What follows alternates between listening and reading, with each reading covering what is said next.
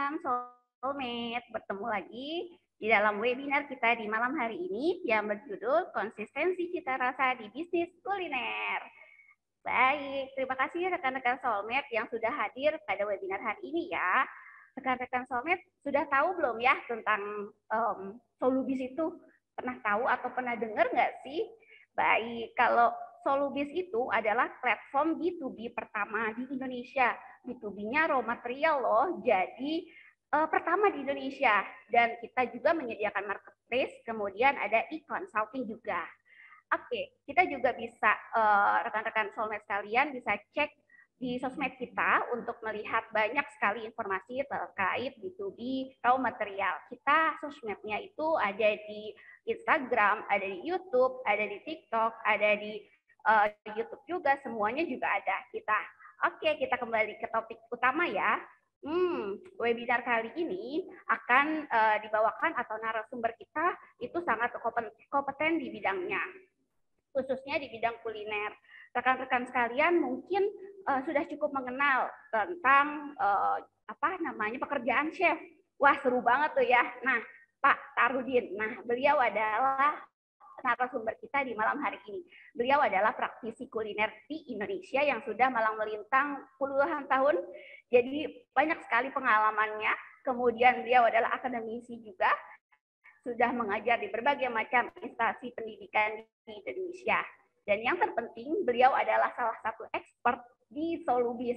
Wah, oke banget tuh ya, karena rekan-rekan Soulmate sekalian, jikalau rekan-rekan sekalian mau buka bisnis kuliner khususnya, itu bisa langsung cek di Solubis, langsung cek expert kita, langsung bisa cek langsung dengan Pak Tar tentang konsultasi bisnis atau bagaimana caranya bikin food cost atau tentang menemukan harga jual makanan itu. Nah, itu oke banget untuk dikonsultasikan ke Pak Tar. Oke, baik. Tanpa buang waktu panjang, kita langsung invite aja ya Pak Tarudin ya. Halo Pak Tarudin, selamat malam. Ya Putri, terima kasih. Selamat malam buat semua tim Solubis. Baik. Baik Putri. Baik, oke. Baik, kalau begitu kita udah penasaran banget nih Pak untuk tahu informasi tentang judul yang malam hari ini udah kita soundingkan ke peserta nih, ke para Soulmate sekalian tentang konsistensi cita rasa di bisnis kuliner. Karena kan penting banget ya Pak, bagaimana sih cara biar rasanya oke banget gitu ya, biar rasanya tuh rasa makanan itu nggak berubah, biar para customer kita tuh tetap bisa menikmati hidangan yang kita bisa sediakan. Seperti itu ya Pak ya? Iya, betul. Oke Pak Tar, silakan Pak Tar, dipersilakan untuk waktu dan tempatnya. Oke, selamat malam sahabat Solubis semua. Semoga dalam keadaan sehat walafiat dan sejahtera semuanya.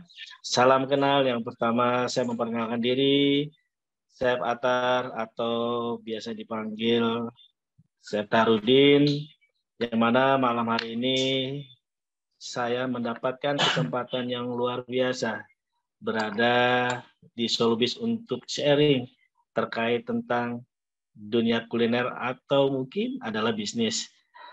Saya apresiasi betul terhadap seluruh yang sudah bergabung di webinar kali ini, luar biasa. Di sore hari ini, di menjelang malam yang boleh dikatakan cukup lelah setelah bekerja, tetapi untuk meraih suatu apa yang menjadi target, yaitu adalah pengetahuan, saya katakan pengetahuan luar biasa. Semoga apa yang saya sampaikan nanti beberapa menit ke depan akan menjadi pengalaman yang besar dan pengetahuan yang cukup bisa dimanfaatkan dan digunakan di kehidupan sehari-hari untuk menjalankan bisnisnya. Oke, mungkin kita langsung mulai saja terkait tentang materi kali ini. Tadi sudah disampaikan sama Putri, ya. Sedikit saya coba mulai. Kenapa saya coba atau kita angkat cita rasa di bisnis kuliner? Karena menjadi suatu pertanyaan yang cukup besar. Banyak kalau kita lihat yang terjadi di lapangan yang sudah berjalan usahanya baik kecil, menengah atau bahkan yang sudah besar sekalipun harus tumbang dengan hal-hal yang memang bisa kita katakan sepele. Karena kita tidak mampu menjaga konsistensinya seperti itu. Sehingga malam hari ini saya angkat ya terkait tentang cita rasa di bisnis kuliner seperti itu. Lalu selanjutnya, ketika kita bicara tentang bisnis kuliner adalah sesuatu yang cukup unik, sesuatu yang luar biasa, ya keren sih kalau saya bilang. Bahkan saya saat ini masih aktif juga mengajar di lembaga pendidikan baik SMK maupun akademi. Yang kita sampaikan adalah ya kapan kita bisa memulai. Ketika kita menjadi young entrepreneur, ya ketika kita menjadi young entrepreneur sesuatu apresiasi yang luar biasa. Ya, menjadi sesuatu yang luar biasa ketika kita menjadi wirausaha. Terlebih buat teman-teman sahabat Solubi semuanya yang ada di luar sana, ya mudah-mudahan yang sudah berjalan bisnisnya, yang sudah berjalan wirausahanya semakin maju setelah malam hari ini. Saya coba angkat materi ini, kita bicarakan. Yang pertama, ada suatu pertanyaan terkadang yang terjadi di teman-teman, terjadi di kalangan UMKM, karena saya juga aktif di UM Jackpreneur Jakarta. Pertanyaan-pertanyaan ini memang klasik, pertanyaan-pertanyaan ini memang buat saya paling sering saya dengar. Pertanyaan seperti apa memangnya? Yaitu pertanyaan terkait tentang bisnis kuliner. Setiap bisnis kuliner yang berkembang dan ramai pembeli pasti ada satu penyebabnya. Apa ya? Kalau kita lihat di sini mulai dari rasakah, atau mungkin harganya kah yang mungkin cukup murah, atau mungkin cukup terjangkau, atau mungkin bahkan ada beberapa tempat bisnis yang cukup mengandalkan terkait tentang lokasi tempatnya. Homey banget ya, nyaman banget ya, seperti itu. Ada juga bahkan pelayanan, ya pelayanannya ramah, pelayanannya asik banget, homey banget, kekeluargaan banget. Itu juga menjadi salah satu penentu kenapa usahanya berjalan dengan baik. Kenapa hingga 3 tahun, 4 tahun, 5 tahun, bahkan lebih dari 10 tahun, usahanya masih tetap berjalan, bahkan lebih maju seperti itu. Bahkan yang terakhir banyak pertanyaan-pertanyaan, ya selain rasa, harga, pelayanan, tempat, apalagi ya, mungkin banyak permasalahan-permasalahan yang dihadapi oleh Bapak Ibu semua terkait tentang bisnis kuliner. Ya, saya kasih tanda kutip, saya kasih tanda tanya, mungkin semua punya permasalahan yang berbeda. Seperti itu. Lalu selanjutnya bicara bisnis kuliner juga, ya terkadang ada menjadi sebuah pertanyaan yang cukup klasik juga. Ada beberapa pertanyaan yang memang cukup unik juga, ya. Sepertinya apa ya? Contohnya apa ya? Oke, kenapa sih warung sebelah rame ya? Selalu banyak pengunjungnya, selalu banyak yang datang, ya. Mungkin ada beberapa jawaban atau bahkan bukan sebatas jawaban. Kadang kita berimajinasi sendiri nih. Yang cukup unik adalah berimajinasi. Yang pertama, pakai manajemennya kayak gimana sih? Manajemennya seperti apa sih? Atau warungnya ada juga. Ya pertanyaan yang kayak gini. Warungnya pakai dukun kali ya? Kayak gitu kan. Ya, warungnya pakai dukun ya? Atau pesugihannya apa sih? Lalu yang selanjutnya pasti pakai chef yang handal nih, karyawan hotel. Ya, ketika sudah menggunakan karyawan hotel, bayar berapa memangnya? Seperti itu. Lalu selanjutnya, promosinya yang bagaimana ya? Yang seperti apa ya? Itu menjadi sebuah pertanyaan. Atau mungkin yang kelima, pakai peralatan yang kayak gimana sih? Secanggih apa sih? Sekomplit kayak gimana sih? Selengkap apa sih? Itu menjadi sebuah dilematis. Banyak pertanyaan-pertanyaan yang memang seperti itu. Memang kalau kita garis bawahi, bicara bisnis kuliner menjadi sebuah perhatian yang memang cukup berbeda satu dengan yang lainnya, tetapi buat saya katakan permasalahan yang mungkin hanya itu saja, ya yang seharusnya bisa kita selesaikan, yang seharusnya kita bisa dapatkan solusinya seperti ini. Itu. Lalu kita berlanjut di poin selanjutnya. Kalau saya ambil sampel beberapa produk, mungkin sampel yang saya ambil, contoh yang saya berikan di sini perusahaan yang cukup besar. Tapi tidak apa. Mudah-mudahan ini menjadi sebuah inspirasi, mudah-mudahan ini menjadi sebuah pelajaran buat kita menyikapi agar usaha kita berjalan dengan baik, bisnis kita lancar seperti itu. Oke. Yang pertama, ingat ya, pada tahun 2002 kisaran sampai 2004 itu ada produk Aqua, saya sebut saja produk Aqua yang memunculkan produk baru, ya, yang memunculkan produk baru rasa, ya, ada beberapa rasa, ada varian rasa, tetapi tidak lama di tahun itu pun produknya tidak signifikan, tetapi produknya tidak laku berkembang baik, ya, artinya mungkin orang akan berpandangan, orang masih banyak yang memang menganggap bahwasanya Aqua itu ya yang seperti itu. Aqua ya memang karakternya kayak gitu. Seperti itu. Itu terkait tentang rasa. Saya ambil satu kutipan. Ya, kutipan yang saya ambil di sini adalah kutipan yang memang sudah terjawabkan di beberapa media dan memang salah satunya Aqua yang memang cukup berani membuat sebuah perubahan terkait tentang rasa, dan hasilnya yang sampai saat ini kita lihat adalah Aqua yang seperti itu. Lalu ada yang kedua itu di bawah Indomie. Ternyata Indomie juga pernah membuat sebuah gebrakan yang luar biasa terkait tentang rasanya, ya. Mie goreng soto, tetapi saat ini mungkin kita sudah tidak lihat lagi yang namanya mie goreng soto. Tapi mie goreng yang yang kita lihat saat ini adalah yang biasa, yang memang dulu pernah ada dan sampai sekarang ada. Karena apa? Masyarakat, orang banyak memang mengenal Indomie goreng adalah yang seperti itu, yang rasanya pun seperti itu ya. Itu contoh yang kedua. Tetapi saya menampilkan contoh yang ketiga. Di sini ada McD. Saya ambil produk McD. Ternyata McD pun pernah membuat suatu gebrakan yang luar biasa terkait tentang produknya, terkait tentang rasanya. Apa itu? Wah, waktu lalu sedikit saya ambil kutipan itu ada Make Afrika, ya, yang mana itu menjadi sebuah isu yang besar, ada kesinggungan terkait tentang wilayah atau negara sehingga produknya tidak berhasil. Lalu ada Mike Lobster karena kemahalan produknya sehingga tidak banyak masyarakat yang membeli produk tersebut. Lalu selanjutnya ada Mike Pizza, ya, kendalanya di mana, yaitu adalah produksinya yang terlalu lama sehingga tamu enggan untuk menunggu, tamu enggan untuk membeli produk itu karena ya terkait tentang produk siap saji, karena memang dikenal McD adalah produk siap saji. Ketika menghasilkan produk yang cukup lama, orang enggan untuk menunggu, seperti itu.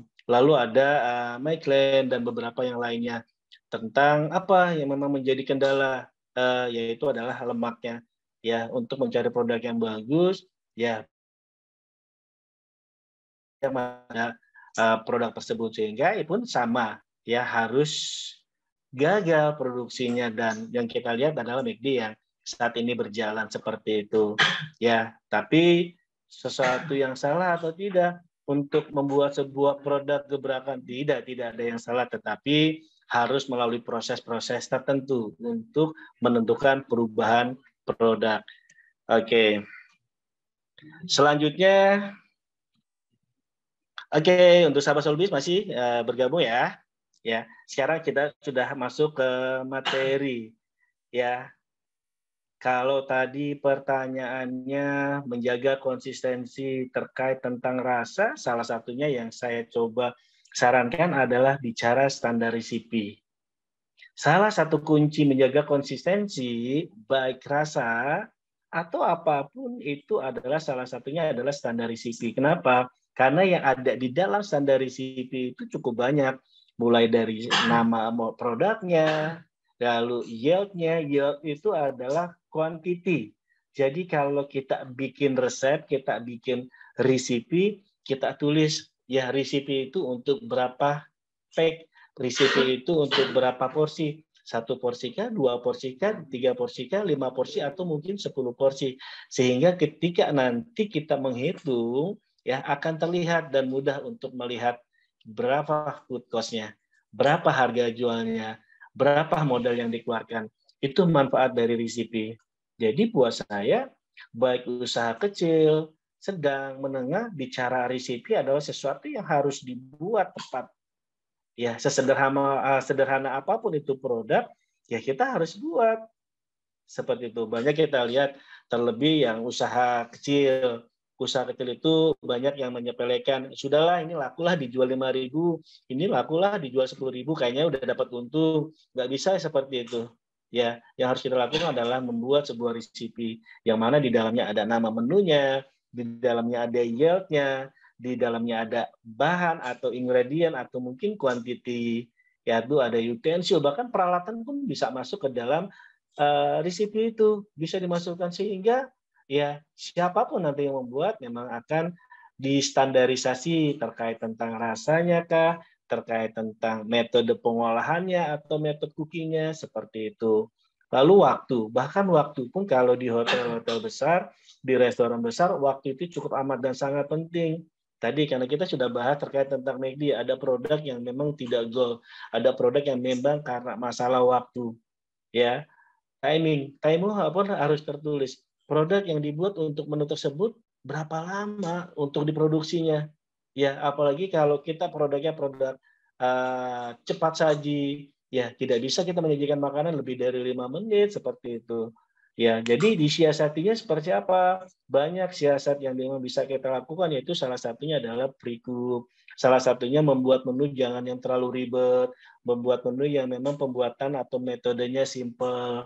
Kita harus pahami itu, masalah waktu juga perlu difikirkan, ya, dan menyadari usaha apa yang kita sudah buat, usaha yang seperti apa yang kita lakukan, atau restoran, kafe, atau rumah makan kita yang kayak gimana sih, itu juga perlu diperhatikan terkait tentang timing atau bahkan waktunya, seperti itu. Bahkan cara menghidangkan pun perlu disajikan, perlu ditampilkan di dalam resipinya.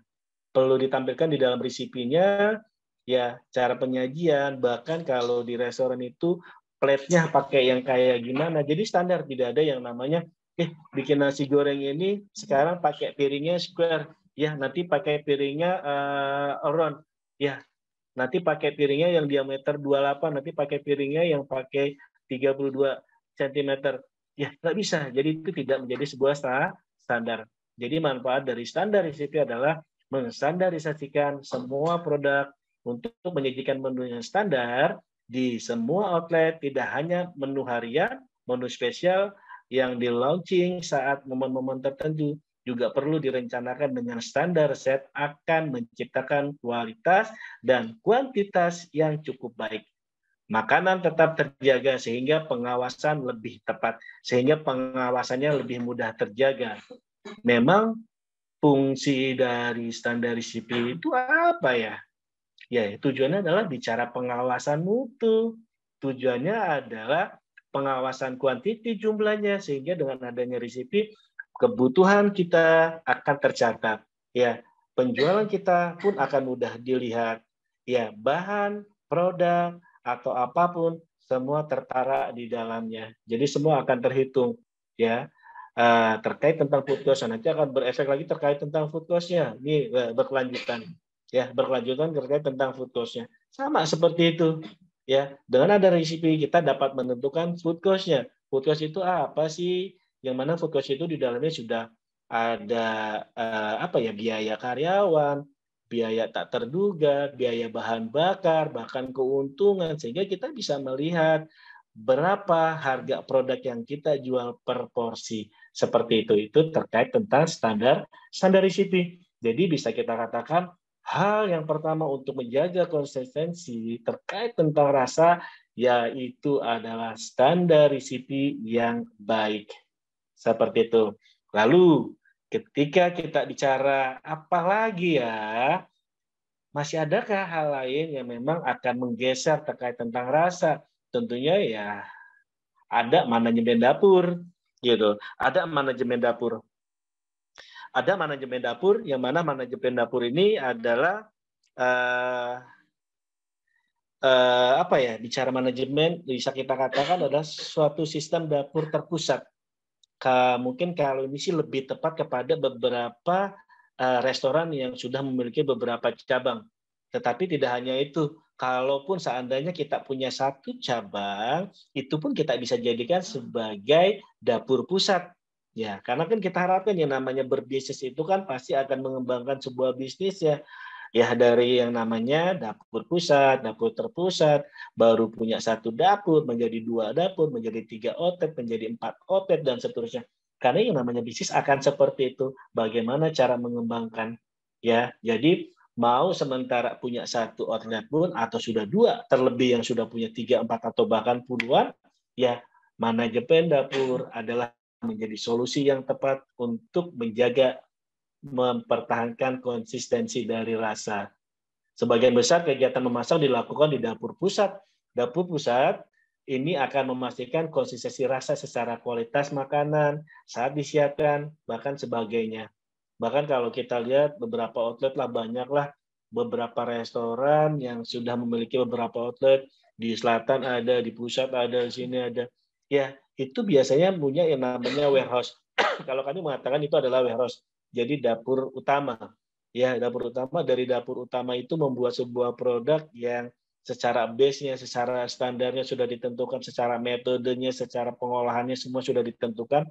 Setelah produknya jadi, lalu dikirim ke beberapa outlet yang sudah tersedia, lalu dikirim ke beberapa outlet yang sudah siap. Ya, seperti itu. Secara rutinitasnya, ya, pengolahan dapurnya juga sama. Pengolahan dapurnya juga seperti apa ya?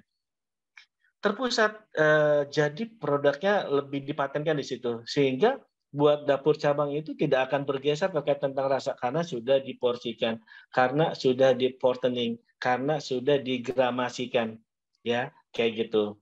Ya, karena baik standar resipi, ya maupun produknya memang wajibnya adalah digramasi, sehingga kita tahu ya objektivitas dari gramasi itu kan 0, atau mungkin berapa gram, ya sehingga akan terhitung tuh.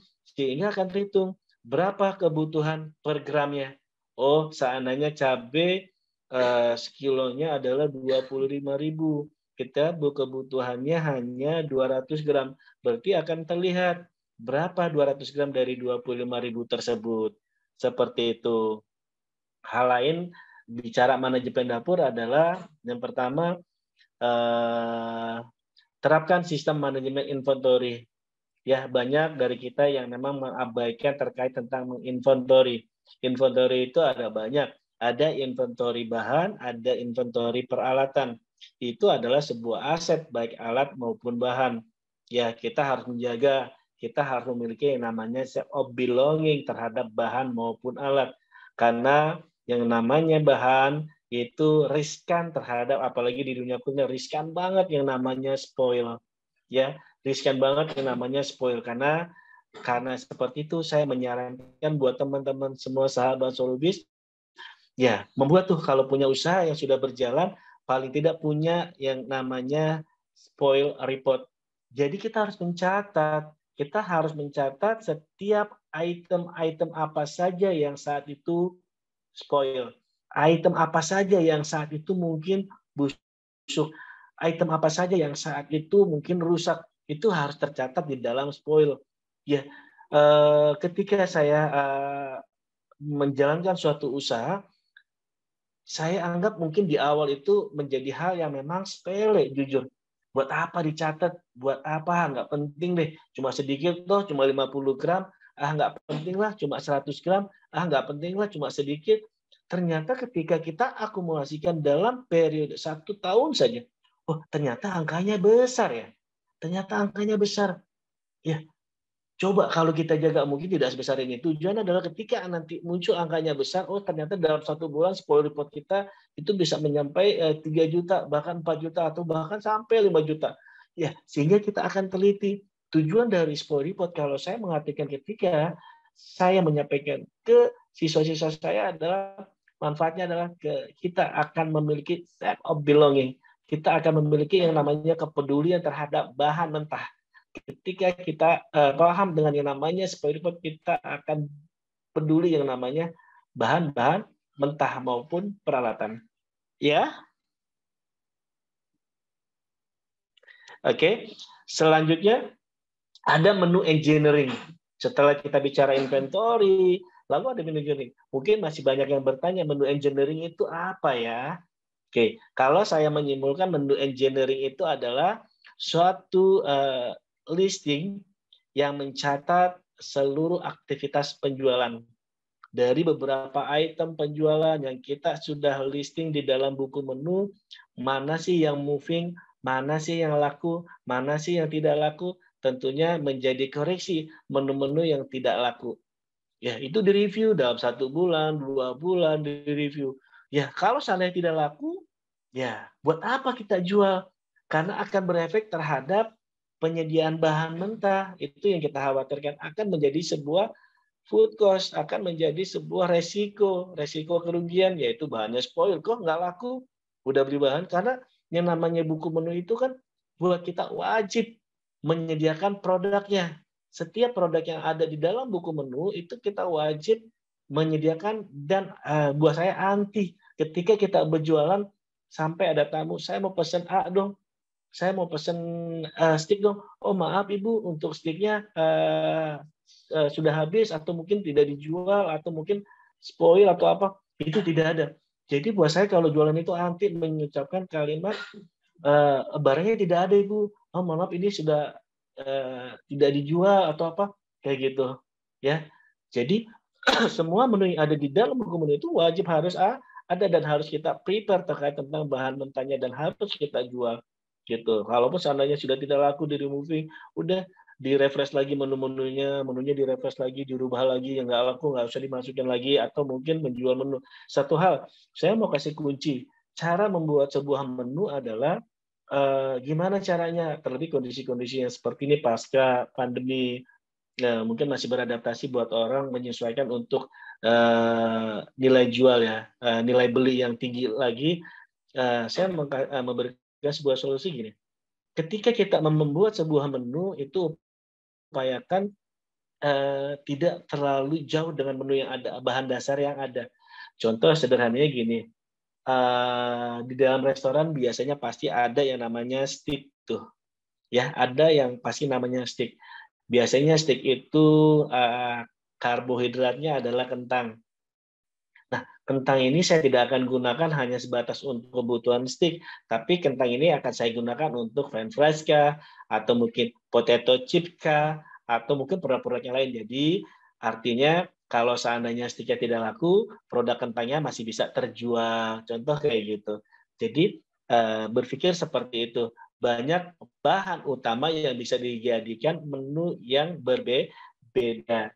Jadi, lebih efisien sehingga menjaga dan meminimalisir terjadinya tadi spoil seperti itu. Lalu memperhatikan menu ya. Tadi saya sampaikan juga memperhatikan menu ya, sama halnya tadi upayakan tidak ada yang namanya menu tidak dijual. Menunya tertulis tapi maaf Pak sedang tidak dijual, maaf Pak sudah berapa hari tidak dijual karena barangnya apa sulit. Nah, bahkan menentukan bahan menu pun harus melihat dari keberadaan bahan, apakah bahannya mudah didapat atau tidak, bahannya gampang dicari atau tidak, bahannya ready atau tidak. Itu menjadi sebuah ketentuan. Jangan sampai lagi-lagi yang terjadi ada di dalam buku menu tetapi tidak bisa dijual produknya karena sesuatu hal seperti itu. Peralatan juga menjadi sebuah yang cukup penting di dalam manajemen dapur. Ya, upayakan membeli peralatan yang memang memiliki kualitas bagus. Bahkan ada beberapa teman-teman yang salah pandangan. Nggak apa-apa lah beli murah-murah aja, tapi dalam sebulan 3 kali ganti. Gitu. Mendingan beli yang agak sedikit lebih mahal, tetapi dalam 1 tahun tidak perlu ganti-ganti. Contoh kayak gitu. Nah, berarti kalau 1 bulan ganti, 1 bulan ganti, ya berapa biaya yang harus dikeluarkan? Itu juga perlu diperhatikan. Apalagi alat-alat yang memang urgent, alat-alat yang memang daily utensil, produk atau alat yang memang rutinitas dipakai setiap saat atau setiap harinya seperti itu. Lalu selanjutnya kitchen display system. Kitchen display system ini apa ya kalau dibilang saya tidak terlalu menyarankan ya. Biasanya yang sudah menggunakan alat ini adalah perusahaan-perusahaan yang memang besar. Ya, syukur-syukur memang sudah berjalan. QDS ini adalah sistem kasir, yang mana ketika kita order, menu ini langsung sampai ke area kitchen. Tujuannya adalah untuk mempermudah. Ya, bahkan biasanya umumnya sistem ini sudah termasuk ke dalam input menu, quantity, banyaknya menu dan segala macam sudah terinput di dalamnya. Memang cukup menguntungkan untuk beberapa perusahaan-perusahaan yang memang menengah atau besar terkait tentang QDS. Ya, jadi sederhananya adalah QDS itu adalah sebuah sistem penjualan, ya, sebuah sistem penjualan yang dimanfaatkan untuk memudahkan di dalam operasional, yang tujuannya lagi adalah mempercepat proses produksi. Jadi masih ada beberapa restoran yang masih menggunakan buku menu atau buku menu bill. Jadi kalau ada customer dicatat, ya lalu dikirim ke kitchen. Ada yang masih seperti itu, tidak masalah. Ya, tidak masalah. Makanya tadi saya katakan di QDS boleh ada atau boleh tidak. Ketika memang sudah mampu, ya layaknya harus. Jadi tujuannya adalah untuk mempermudah. Jadi secara terstruktural kan nggak mungkin. Kalau di bill itu terkadang kelemahannya adalah atau di buku, apa ya, di captain order, kita bilangnya captain order. Kelemahannya adalah kita nggak tahu mana produk atau mana tamu yang sudah order di awal, mana order yang sudah order di setelahnya.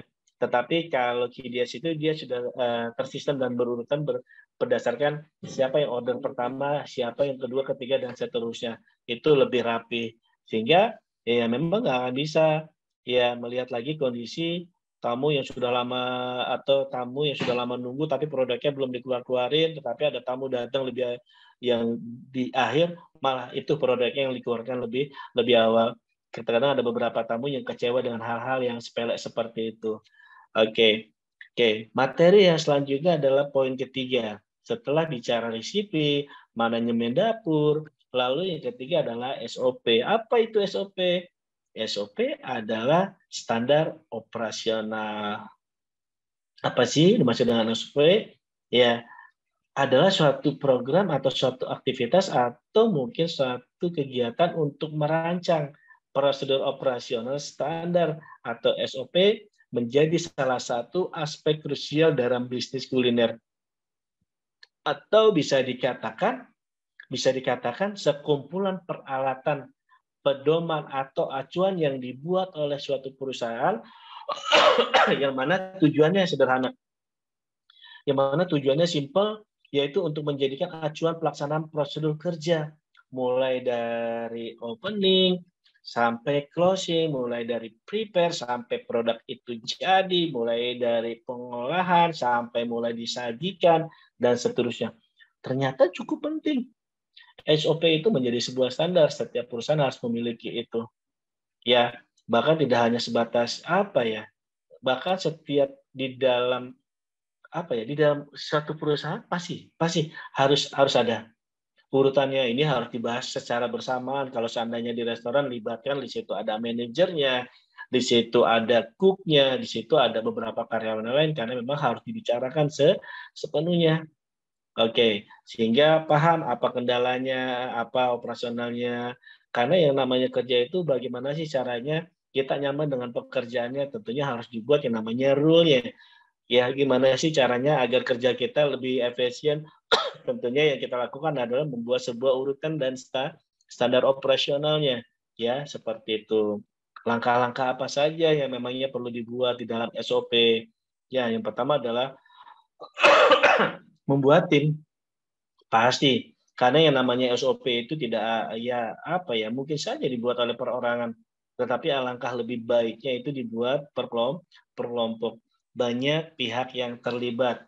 Ya, banyak pihak yang memang terlibat di dalamnya. Ada yang pelaku usahanya, ada tadi sebagai cooknya, atau sebagai karyawannya, atau bahkan ada juga yang memang selaku customer. Karena ketika kita membuat SOP itu adalah tujuannya adalah lagi-lagi customer, memperkecil terkait resiko komplainnya, memperkecil terkait tentang pengaduannya. Restoran kita nggak bagus, kita menghindari itu. Yang kita harapkan adalah ini restorannya bagus, restorannya nyaman, standarnya bagus, ya, resipinya bagus, ya, produknya standar, ya kan gitu ya. Itu menjadi poin-poin besar di dalam sebuah bisnis kuliner. Lalu mempelajari proses bisnis perusahaannya juga perlu, menyusun dan mengevaluasi alur kerja, atau kita simpelnya adalah flow chart. Flow chart ini juga memang penting ya. Kenapa umumnya di dapur-dapur perusahaan menengah ke atas itu wajib ada yang namanya flow chart, sehingga operasional berjalan dengan baik. Karena apa ya? Kalau saya mau simpulkan, yang namanya kerja di bidang jasa yang seperti ini, kita butuh yang namanya teamwork. Nggak mungkin pekerjaan itu dikelola oleh satu orang. Artinya pekerjaan banyak dibuat beberapa orang yang berkesinambungan. Itu yang namanya kerjasama.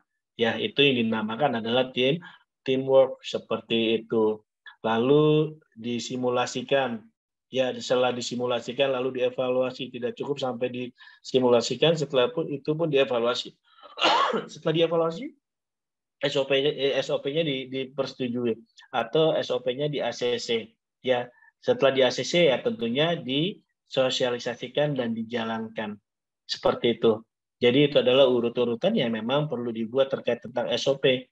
Ya, tidak perlu yang harus menjelimet seperti apa ya, menyesuaikan seberapa besar usahanya, seberapa kecil usahanya, paling tidak punya yang namanya standar. Sehingga apalagi kita punya karyawannya, apalagi karyawan tidak hanya kita sendiri sebagai owner, tetapi ketika kita punya usaha baik kecil atau menengah atau besar, punya karyawan wajib tuh yang namanya punya SOP, sehingga karyawannya memiliki standar yang sama satu dengan yang lain, sudah terbentuk karakternya, sehingga yang kita harapkan adalah karakter dari suatu restoran atau rumah makan atau bisnisnya ya sudah terstandarisasi seperti itu.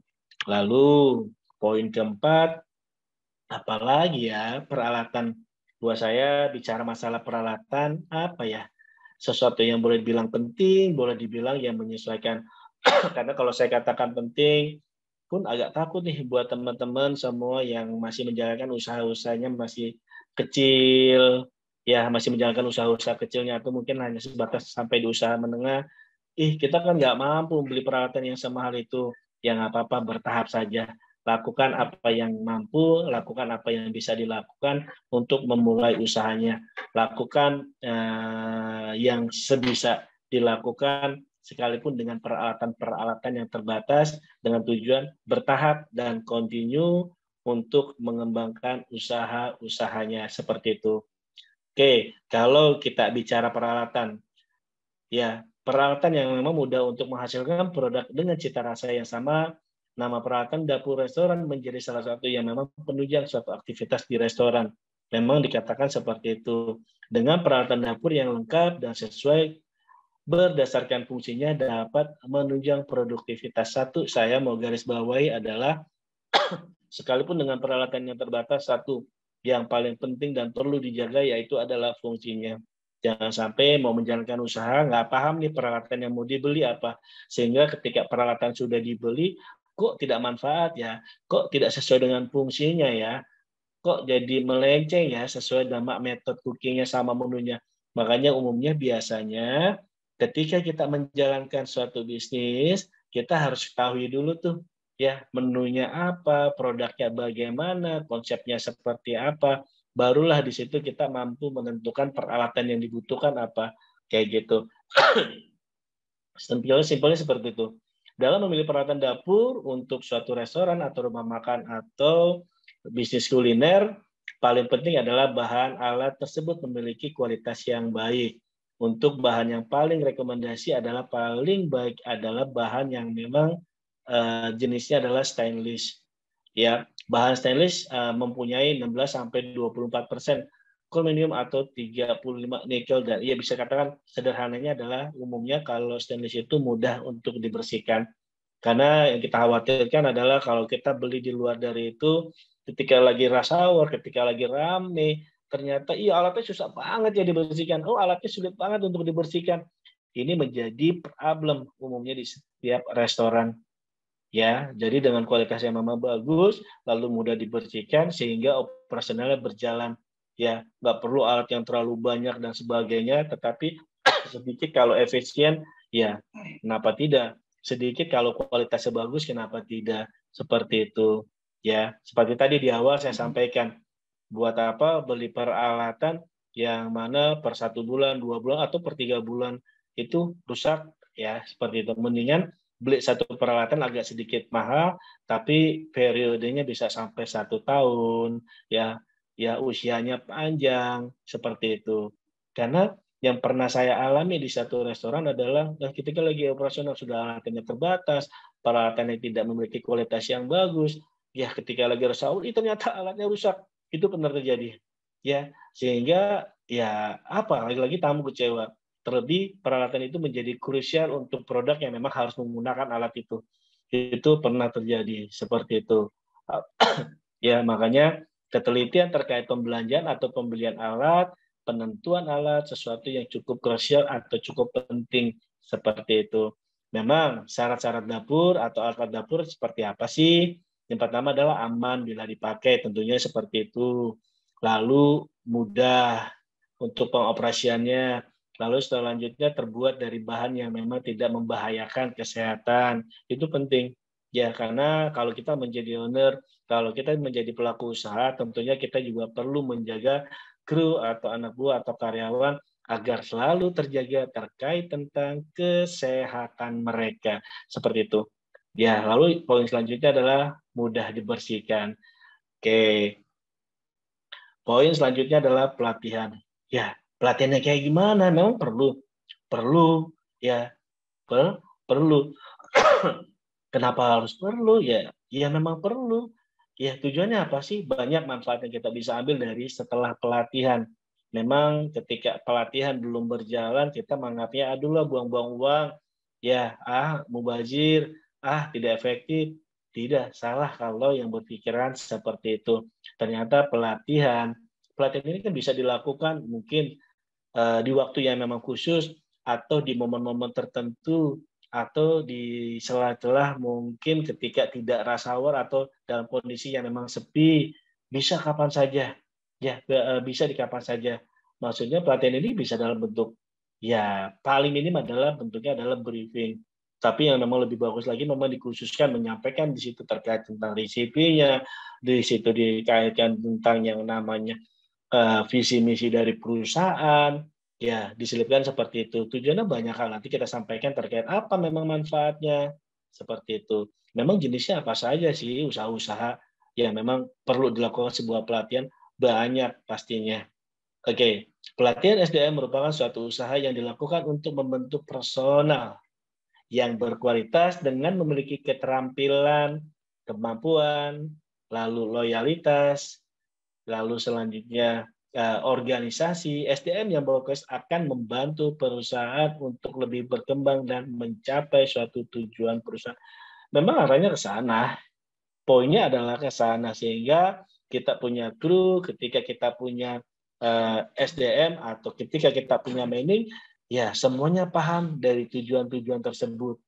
Ya, konsep dari restorannya, ya mau dibentuk seperti apa, mau dibentuk bagaimana, ini cukup penting sekali. Cukup penting sekali. Oke, poin selanjutnya adalah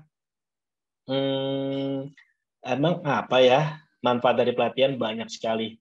Produktivitas kerja salah satunya. Sehingga setelah pelatihan umumnya kita punya karyawan, kita punya kru teredukasi. Karena kalau kita lihat banyak kru-kru yang kita lihat atau saat ini pun saya lihat yang mungkin hanya mengambil kru hanya sebatas dia punya kemauan, ya, tetapi dia tidak punya kemampuan. Ya hanya sebatas kemampuan, sekalipun saya simpulkan ternyata dari kemauan itu menjadi sebuah kemampuan memang. Tetapi dengan kita buat sebuah pelatihan sehingga dia punya kemampuan yang lebih cepat.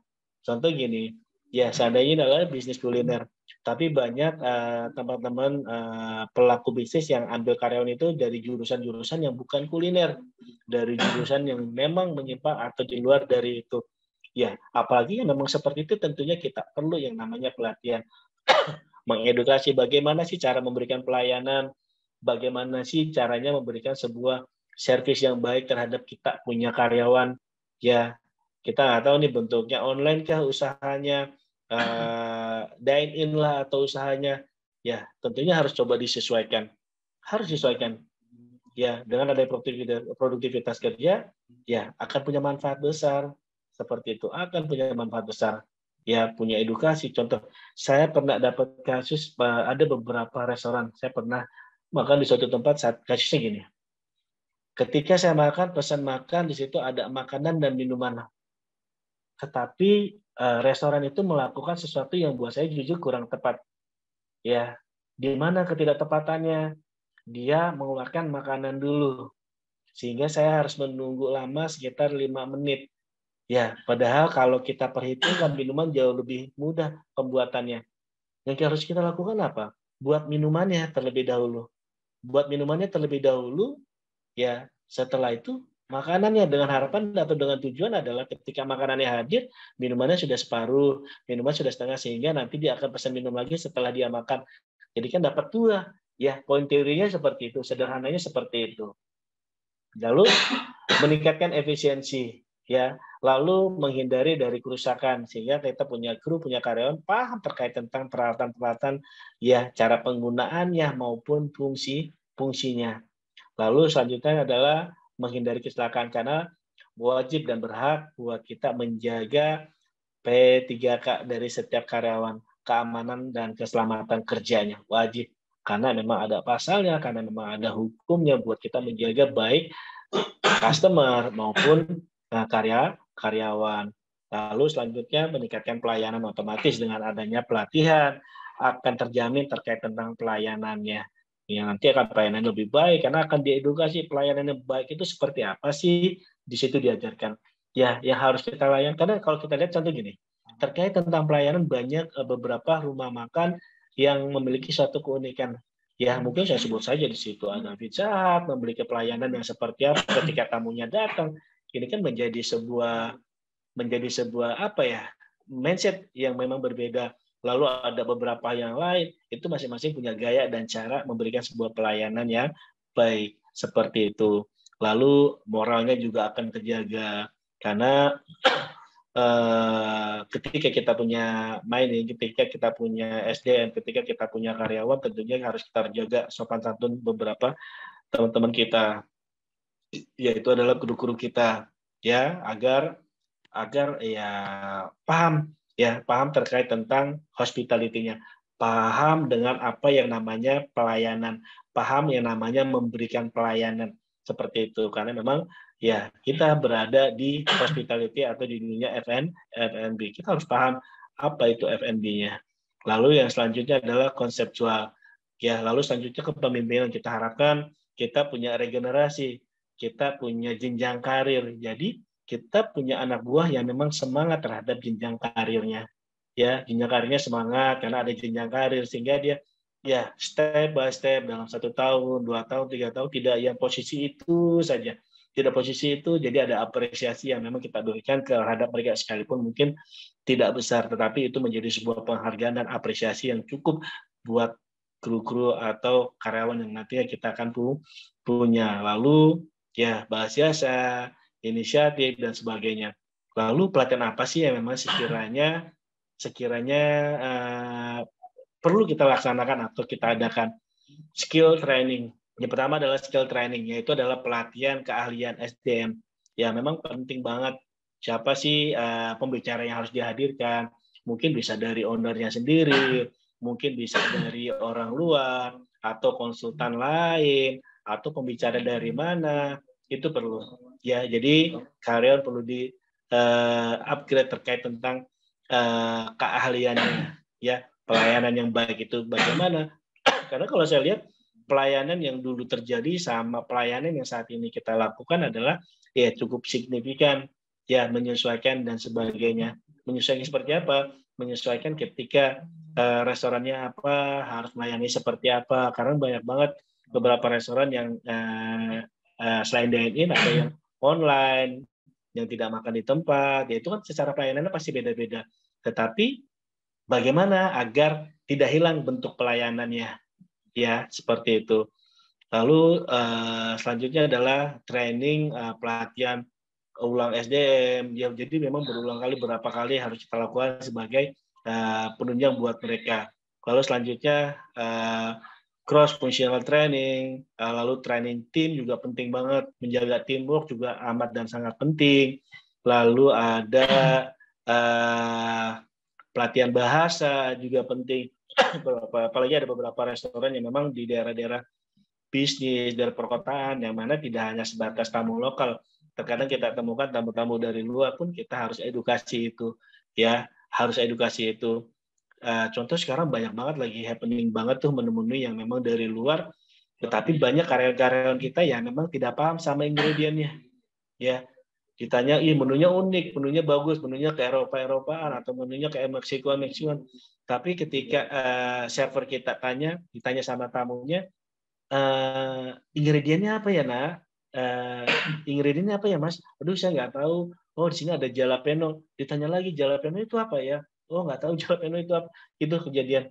Jadi, semuanya harus tahu, semuanya harus paham terkait tentang baik bahan, alat, metode, sekalipun dia bukan cooknya, sekalipun dia hanya sebatas server, sekalipun dia hanya sebatas pelayan, ya, buat saya katakan harus tahu, karena mungkin saja akan ditanyakan terkait tentang ingredient, ya, atau mungkin bahan yang digunakan di dalam makanan tersebut. Jadi memang harus diedukasi. Lalu selanjutnya adalah teknologi training, ya, teknologi itu adalah ya kemampuan di teknologi. Beberapa tadi sempat saya katakan ada SDM yang memang kita ambil tidak dari jurusan tersebut, tapi ada banyak beberapa yang memang diambil di luar dari jurusan itu, ya, sehingga tidak paham dengan yang namanya teknologi, atau bahkan ada beberapa ya tidak ada sesuatu yang salah, ya, tapi yang salah itu adalah kalau saya mengatakan adalah tidak ada pemahaman, tidak adanya training buat karyawan-karyanya untuk memberikan edukasi dan pengetahuan seperti itu. Ya, hanya sebatas SMA yang mungkin agak sedikit gaptek, atau mungkin ada beberapa karyawan yang diambil dari beberapa daerah yang mungkin kurang tersentuh dengan yang namanya teknologi, ya, seperti itu. Ya, itu perlu diedukasi terkait tentang teknologi-teknologi yang terkini, seperti itu.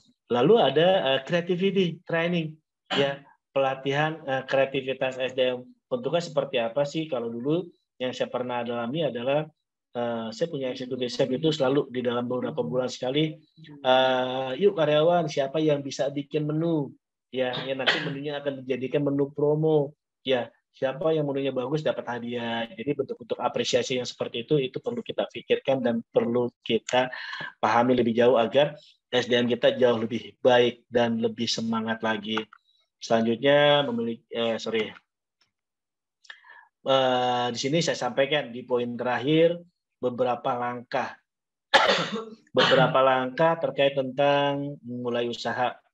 Ya, kalau kita bicara memulai usaha, ada beberapa poin. Kalau kita cari di artikel beberapa Google, pasti kita akan menemukan beberapa langkah ya terkait memulai suatu usaha, memulai suatu bisnis, ya, baik kecil, baik menengah, entah bentuknya UMKM atau mungkin ya banyak hal ya. Sekarang banyak banget. Ya, langkah-langkah apa yang kita harus lakukan? Yang pertama, melihat potensi pasar. Memang yang saat ini lagi happening itu apa ya? Sekarang yang lagi booming itu apa ya? Yang lagi rame itu apa ya? Kita buat yang seperti itu. Ya, dengan konteks yang mungkin lebih berbeda sama yang lain. Ya, lalu melakukan benchmarking, ya. Ya, melakukan benchmarking, lalu modalnya ya dari mana ya? Ya, sudah memiliki modal atau tidak. Seandainya memang modalnya terbatas, kita kolaborasi dengan teman, dengan tim dan sebagainya. Itu juga perlu. Karena ketika kita enggan atau takut menjalankan suatu usaha, solusi yang paling tepat adalah yuk melakukan kolaborasi dengan teman yang punya visi dan misi yang sama untuk mendukung modal yang baik. Dan produknya juga harus baik.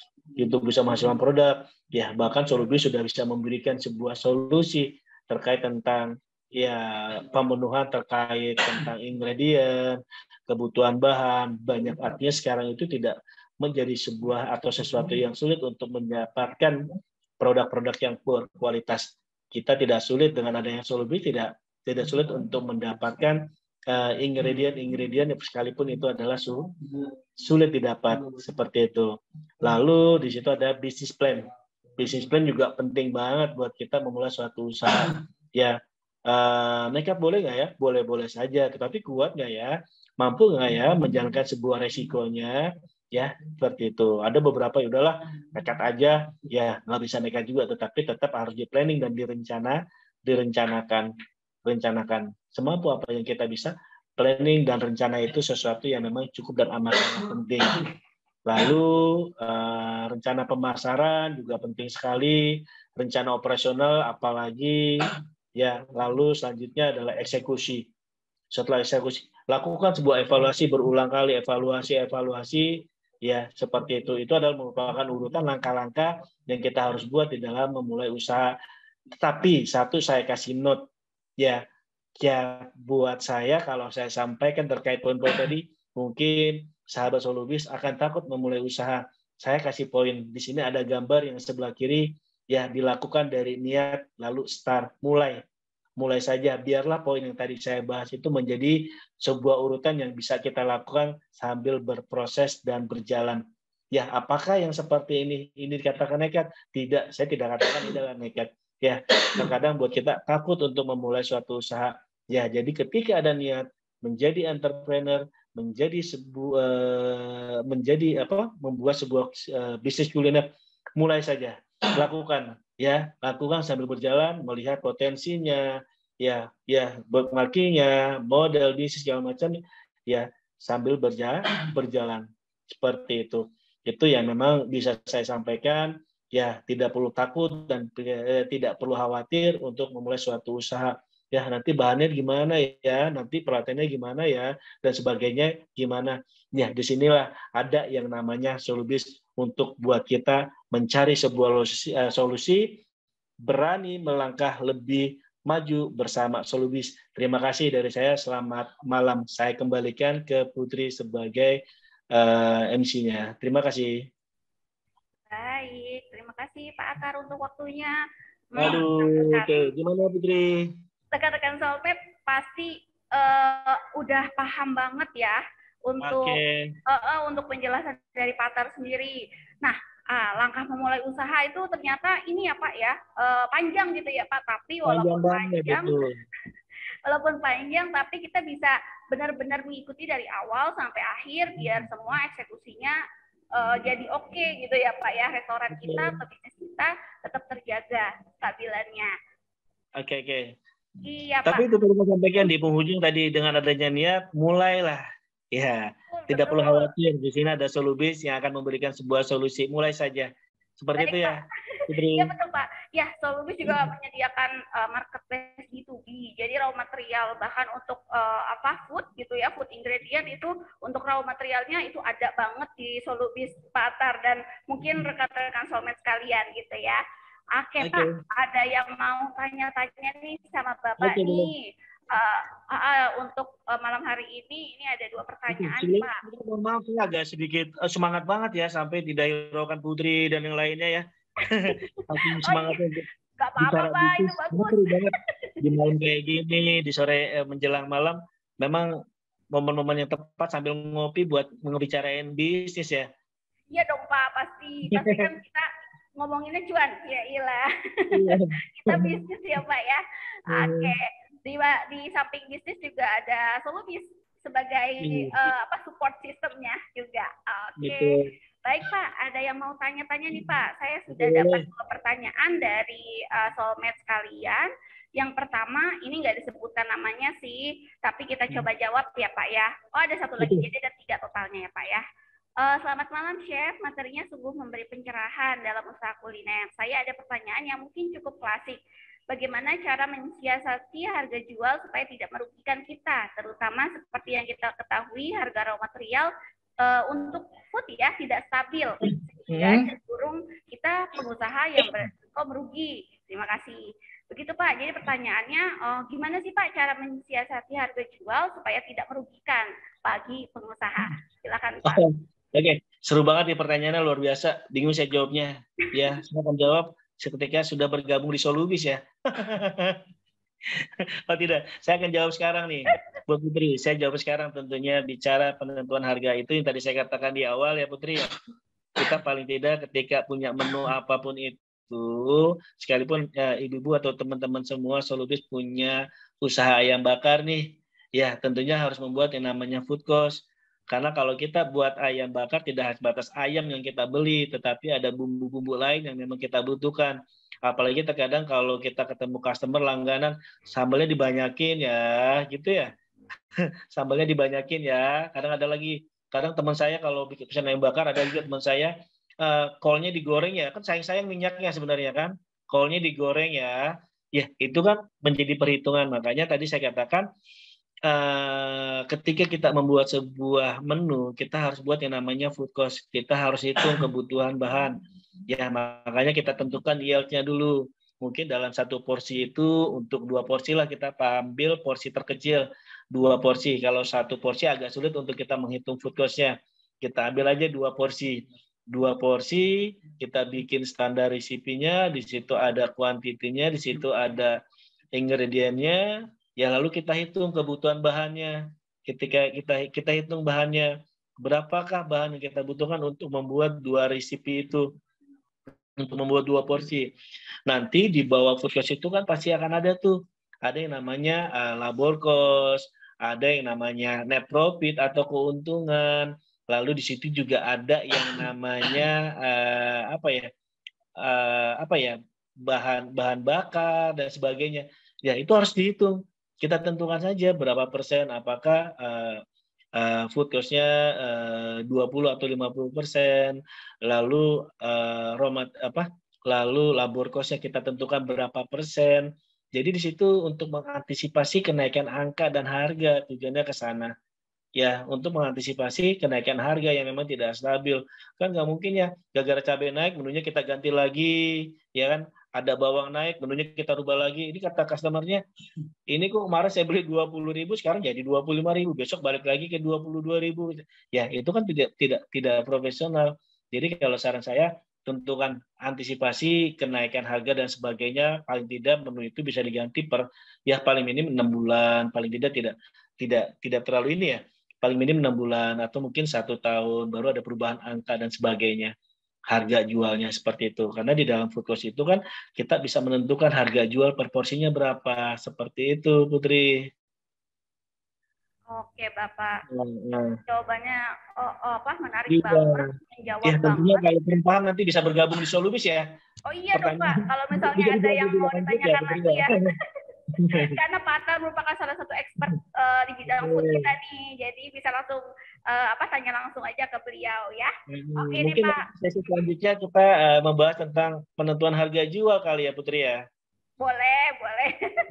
Ini banyak nih teman-teman yang kalau saya lihat ya tidak teman-teman lah, bahkan di lingkungan sekitar juga kalau jual makanan itu ya sudah ya kayaknya laku deh nih kalau 20.000 kayaknya masih ada untungnya deh, kalau cuma 15.000 kayak gitu, hanya sebatas kalau ya jadi lain kali kita nggak boleh kalau, tapi ya ini kita dapat untungnya. Jadi dalam satu porsi ini kita untungnya apakah 2.000, apakah 3.000, ataukah 4.000, sehingga dalam waktu 1 bulan ini makanan terjual berapa kali? 50 kali 2.000 seandainya. Berarti kan bisa terhitung penjualannya. Keuntungannya bisa terhitung, gitulah tujuannya, Put. Betul, betul Pak. Gunanya food cost ya Tujuannya Pak ke ya. sana, bisa terhitung penjualannya. Seperti itu. Simple. Baik, Bapak. Oke. Terima kasih untuk jawaban pertamanya Pak. Bapak sebelum kita lanjut ke pertanyaan kedua, Oke. rekan-rekan soulmate kayaknya mau lihat muka Bapak nih, boleh on cam. Bisa di close dulu Pak. Oke. Sebentar. Iya. Oke. Oke, baik. Kayak Chef Arnold nggak, Put? Kenapa? Kayak Chef Arnold nggak? Bukan main Pak, kayak Chef Yuna Pak. Miring dikit Chef Yuna Pak. Oke Pak, untuk pertanyaan kedua dari Pak Raja nih. Selamat malam Pak, terima kasih atas sharingnya. Saya ingin bertanya apakah SOP bisnis kuliner online dan offline sangat berbeda? Terima kasih. Jadi pertanyaannya berbeda tahu nggak nih Pak online sama offline nih Pak? Ya, tentunya ada beberapa perbedaan karena secara fungsi ya tentunya berbeda. Ya, menunya juga nanti akan berbeda. Ya, dine in sama online ya tentunya online tidak butuh karyawan yang terlalu banyak. Kalau dine in mungkin butuh server, butuh pelayan. Di situ juga sudah bisa terlihat perbedaannya. tentunya yang pasti SOP baik online maupun online ya tentunya pasti berbeda. Ada beberapa kesamaan, tetapi ya tentunya akan ada beberapa perbedaan seperti itu. Karena tujuan dari SOP adalah tidak hanya sebatas memanage karyawan, tetapi bagaimana caranya agar cost pengeluaran dari perusahaan itu mampu terjaga, kan gitu ya. Dengan adanya P, ya pengeluaran dari pengeluaran dari perusahaan itu lebih mudah dihitung, ya lebih mudah ditelusuri, ya dan sebagainya, banyak manfaat dari SOP itu. Itu sih. Jadi tentunya pasti akan berbeda antara offline maupun online. Oke, kalau menurut Pak Atar sendiri nih, online atau offline yang lebih menguntungkan itu atau sama aja, Pak? Semua kan punya target dan pasar masing-masing. Tentunya ketika kita memulai sebuah usaha ya tentunya semua menguntungkan. Hanya saja itu tadi yang saya sampaikan adalah ya pasti caranya berbeda, pasti standarnya pasti akan berbeda, itu pasti akan menguntungkan. Keduanya pasti akan menguntungkan, dan offline atau online ya tentunya sama saja karena sasarannya baik online maupun offline adalah cuan, Putri. Itu keuntungan yang dicari dengan adanya SOP, yaitu memudahkan aja sih, memudahkan aja buat kita menelusuri semuanya secara operasional, seperti itu, Putri. Oke, baik Pak Atar. Terima kasih untuk Ya, jawabannya. satu hal lagi, apalagi kalau usahanya terbatas, benar-benar harus benar-benar dipikirkan tuh. Karena jangan sampai ya contoh usahanya kecil tapi karyawannya banyak, kan nggak masuk akal juga. Contoh kayak gitu. Ya, produknya simple tapi karyawannya berlebihan. Berarti kan tidak paham sama kebutuhan operasionalnya. Dengan adanya SOP, ya akan paham dengan kebutuhan-kebutuhan baik alat, operasional, atau lainnya. Pasti akan bisa terlusuri dengan baik. Seperti itu. Oke, baik Pak. Terima kasih untuk jawabannya. Lalu pertanyaan Oke. selanjutnya, saya izin bertanya, bagaimana cara kita review menu? Menu nih Pak, kapan tambah menu baru? Apakah ada standar waktu yang baik atau bagaimana? Oh ya benar juga ya Pak, karena kan restoran-restoran kadang ada yang menunya itu aja gitu ya. Ya walaupun misalnya menunya oke banget untuk dijual, penjualannya tinggi gitu ya. Nah tapi mana sih kapan gitu ya ada perubahan menu? Nah itu gimana tuh Pak caranya Pak? Silakan. Perubahan menu itu sesuatu yang pasti dan harus ya kalau Putri. Makanya tadi saya bilang harus ada yang namanya menu engineering. Jadi di situ kita bisa menelusuri dengan banyaknya menu yang kita punya, ya dalam sebulan mana sih yang hanya laku 1, hanya laku 2, hanya laku 3, atau bahkan tidak laku sama sekali. Kan tentunya yang dalam sebulan tidak laku di bawah 10 aja perlu dikoreksi kembali. Tentunya ya itu yang harus direview, itu yang harus dievaluasi. Ya kita lihat lagi menunya perlu di-upgrade atau tidak, atau memang terburuk harus kita rubah, ya nggak ada masalah, atau juga memang nggak laku. Nah, tujuannya adalah menyamaratakan, tujuannya adalah agar semua menu bisa laku. Gimana caranya nih? Agar semua menu itu menjadi sebuah favorit, makanan favorit buat customer-nya. Seperti itu, Put. Jadi tentunya harus ada review, makanya tadi tentukan apakah per 3 bulan, nggak masalah, silakan. Ya, tapi kan nanti resikonya terhadap pembuatan buku menu. Mungkin per 6 bulan, atau mungkin per 1 tahun, silakan. Ya, di situ manajemen yang yang akan menentukan nyamannya seperti apa. Kan percuma, toh menu nggak laku masa ya harus dipertahankan sampai berbulan-bulan, ya tentunya janganlah. Tentunya kalau kita udah paham ada menu yang nggak laku, ya tentunya dirubah. Ya, kalau ada menu yang memang nggak laku, ya tentunya kita harus upgrade kembali. Seperti itu. Itu aja sih, Put. Apakah promosinya yang kurang, atau mungkin rasanya memang kurang dapat untuk masyarakat, atau mungkin harganya yang terlalu mahal, itu direview lagi. Ya, kayaknya banyak yang suka, tapi harganya terlalu tinggi nih. Ya, kenapa ya? Ini gimana ya dihitung lagi, sehingga sama chefnya dihitung lagi gimana ya biar harganya masuk tapi menunya tetap bermain. Mungkin ada beberapa item yang harus di dirubah atau di-upgrade lagi, atau mungkin coba di-review untuk bahannya. Seperti itu aja. Seperti itu, Putri. Oke, baik. Terima kasih karena memang Itu perubahan menu ternyata penting ya Pak ya, karena kan biar penting, customer penting. juga apa sih yang baru dari bisnis Nggak kita. jenuh. Tapi bukan menu yang laku diganti ya Putri ya? Oh iya, jangan ya Pak, sayang. Jangan lah, kalau menu udah laku, udah moving, itu jangan diganti. Tentunya yang diganti itu adalah menu-menu yang memang ya penjualannya rendah. Ya, jadi biar kita nggak buang-buang kos juga Pak, dengan menjual Iya, menu-menu yang tidak terjual gitu, tidak laku seperti itu ya Pak ya. betul. Iya, ya. Oke, oke Pak. Baik, untuk selanjutnya Pak ada pertanyaan lagi nih Pak. Dalam bisnis kuliner, seandainya suatu ketika kita terpaksa melakukan substitusi bahan sehingga berefek pada rasanya. Lalu karena hal tersebut pelanggan kita komplain dan memutuskan tidak membeli lagi. Adakah cara mengembalikan kepercayaan mereka lagi Pak? Kalau ada Oke, gimana? bagaimana? Panjang banget Putri. Pertanyaannya bisa diulang nggak? Pokoknya intinya begini Pak. Jadi kalau misalnya nih kita lagi mau melakukan perubahan bahan-bahan gitu ya Pak, substitusi bahan, misalnya pakai bahan yang tadi Bapak bilang gitu ya, misalnya potato pakai kentang gitu kan, mau diganti pakai apa, nah itu ternyata efeknya rasanya beda nih Pak, gitu kan, terus bikin pelanggan kita komplain. Nah kalau mengembalikan kepercayaan pelanggan lagi, itu gimana ya Pak caranya ya Pak ya?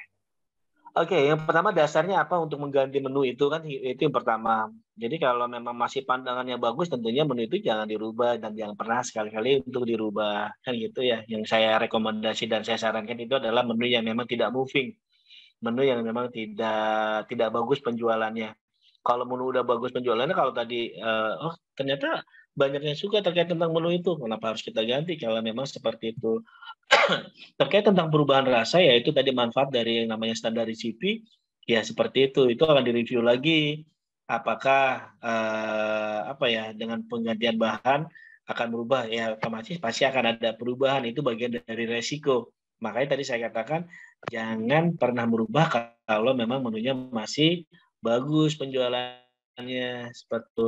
Kita hindari buat customer kita, atau apalagi ada juga saya pernah dapat kasus gini Putri, ketika dulu di suatu restoran ada gini,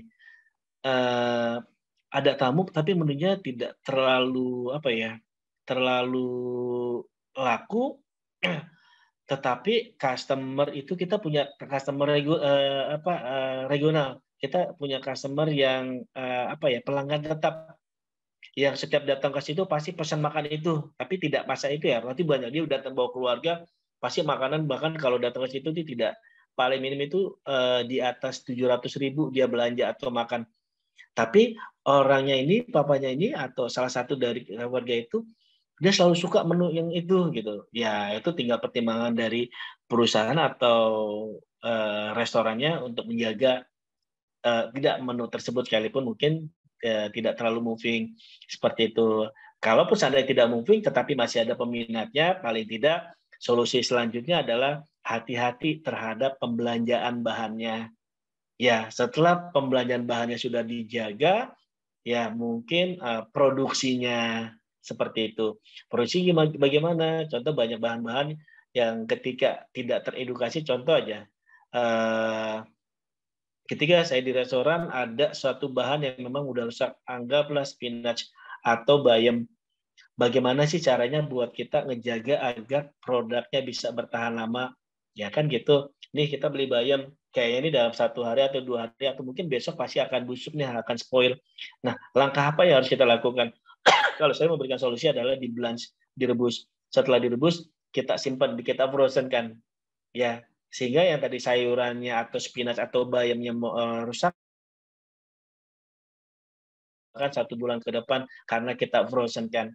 Jadi banyak cara dan banyak solusi. Itu yang memang manfaat dari yang namanya edukasi, training. Jadi ada beberapa bahan yang memang bisa ditolong dan diselamatkan.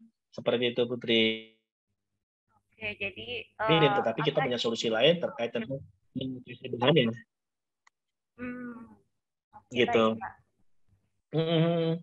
Ya, jadi memang kepercayaan customer itu penting banget ya Pak ya. Kalau bisa jangan sampai customer itu komplain gitu ya Pak. Karena yang pernah saya pelajari dulu gitu ya, ketika customer itu merasa tidak puas, dia akan menyebarkan ketidakpuasannya kepada customer lain gitu ya Pak ya. Jadi saat ini hati-hati ya Putri ya dengan adanya sosial media ini. Saya belajar di situ. Atau di Twitter atau di Instagram ini jangan datanglah ke restoran itulah. nggak nyaman, nggak bagus, lagi lagi gampang banget sekarang itu. Betul. Makanya pentingnya training itu adalah mengedukasi karyawan itu amat dan sangat penting karena cepat banget dan sulit buat kita menjaga apa ya komplain dari customer. Makanya kita harus jaga kepercayaan mereka terhadap yang sudah berjalan terhadap restoran dan sebagainya. Itu Putri. Baik Pak, terima kasih Pak untuk jawabannya. Nah ada pertanyaan terakhir nih Pak dari sahabat Soulmate. Tadi bilangnya cuma 2 apa 3. Pak, ternyata sahabat Soulmate tertarik banget nih untuk tanya-tanya ke Pak Atar. Nah, coba konsultasi langsung di Solubis ya, ketemu sama Pak Atar, itu oke banget. Kita langsung masa di sini tanya-tanya itu nggak bisa gitu ya. Oh betul. Oke, pertanyaan terakhir apa Putri? Ada pertanyaan terakhir? Jadi pertanyaannya bagaimana Pak pendapat Bapak mengenai pengurangan server dengan robot server sekarang di beberapa restoran? Waduh, jawabnya gimana ya? Robot server.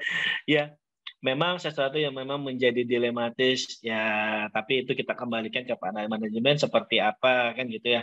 Tapi buat saya menyimpulkan belum sepenuhnya semua di dunia kuliner bisa diganti dengan yang namanya robotik ya Putri ya.